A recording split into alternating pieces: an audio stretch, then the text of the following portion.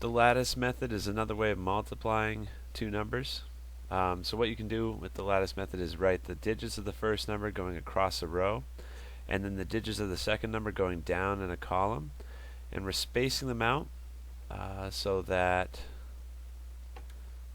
we're going to make them multiply to each other. Each digit from the row is going to multiply to each digit in the column.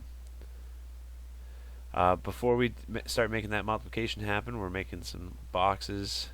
That way 1 times 1 is going to go here, 8 times 1 is going to go here. But before you do that, draw a diagonal through all the boxes. So a straight diagonal, if I had drawn straight boxes in the first place, should look something like that.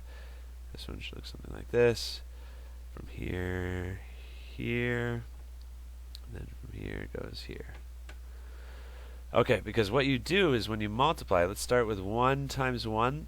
Oh, I missed the diagonal up here.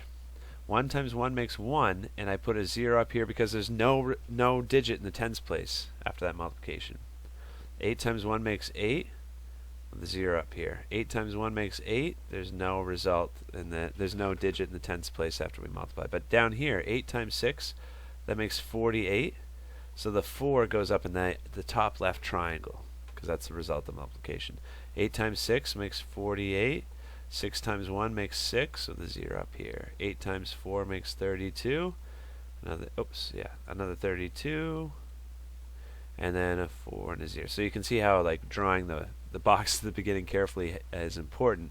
I messed up my box. I actually had to restart the video because one box bled into the other. 0. Oh, sorry, that's a 6 and 0. Got those mixed up. Okay, so now this is I think everything you need if you're just doing the Newton assignment. That's the setup that they want. To finish this out, though, to find out what the final result is in the multiplication, what you do is you go through these diagonals and you add up the digits that are contained within them. Okay, between two of the diagonals, you add up the digits. So 8 has nothing else to combine with, but here, 8 plus 4 plus 2, that makes 14. The 1 carries up into the next section. 8 plus 3 makes 11. Plus 2 makes 13. Yeah, and then plus 4 makes 17. Plus 6 makes 23. Plus 1 makes 24. So we put a 4 here, and a 2 spills over into the next one. So 8 plus 8 makes 16. Plus 4 makes 20. Plus 3 makes 23. Plus 4 makes 27. Plus 2 makes 29. The 2 is in the tens place, so that carries up into the next one. 6 plus 4 is 10, plus 8 plus 2, that makes 20. So the 2... Oh, yeah, sorry. Here, I got to back up. I should put the 2 further up because I thought I had already finished that one. Let's add these up again. That makes 20. The 0 goes here. The 2 goes into the next section.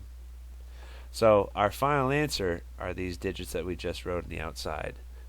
Kind of lost the 0 there. 309,448, and then you could obviously check that to make sure this isn't just some trickery.